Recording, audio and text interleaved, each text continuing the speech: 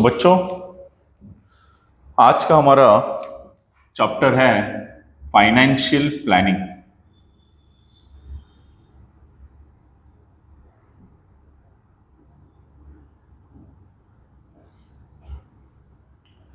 अभी बहुत सारे बच्चों को फाइनेंशियल प्लानिंग ये टफ जाता है। बहुत सारे बच्चे इसमें ये चैप्टर को स्किप करते हैं, लेकिन बच्चों ये स्किप करने का चैप्टर नहीं है, बहुत ही इजी है। कुछ फॉर्मूलेज को आपको लर्न करना पड़ेगा, जो फॉर्मूलेज आपको टेक्स्ट बुक में नहीं दिए, लेकिन वो फॉर्मूलाज आप बना सकते हो और उस फॉर्मूले के अनुसार आप कोई भी सम सॉल्व कर सकते हो। जैसे फॉर एग्जांपल मैं आपको अभी ये बताऊंगा कि सपोज फाइनेंशियल प्लानिंग आपको सबको पता है कि आपको जीएसटी के बारे में यहां पे खास करके पढ़ना है। तो जीएसटी ये दो प्रकार के आता है।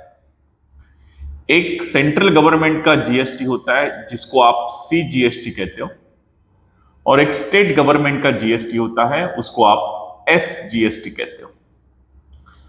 तो इतना आपको याद रखना है कि कोई भी जीएसटी आपको निकालना हो तो जीएसटी ये दो प्रकार के आपको होते हैं, एक तो सीजीएसटी और दूसरा एसजीएसटी। सो जीएसटी ये always equal to CGST plus SGST होता है। This is formula number 1। उसके बाद आपको सेकंड फॉर्मूला है सीजीएसटी ये ऑलवेज इक्वल होता है एसजीएसटी के साथ, जिसका फॉर्मूला है जीएसटी का half. CGST always equal to SGST, that is a GST का हाफ करो। थर्ड फॉर्मूला वेरी इंपॉर्टेंट, आपके क्वेश्चन के अंदर जीएसटी परसेंटेज में दिया हुआ है 18% या 10% या 5%, ऐसे परसेंटेज में आपको जीएसटी दिया जाता है। तो जब कोई भी जीएसटी परसेंटेज में आपको दिया जाएगा तो वहां पे आपको परसेंट को कन्वर्ट करना पड़ता है। किस में कन्वर्ट करोगे आप? रुपीज में कन्वर्ट करोगे।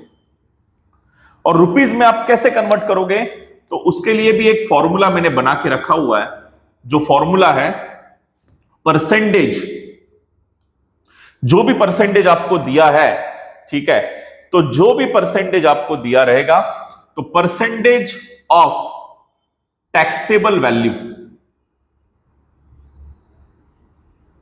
Percentage of taxable value.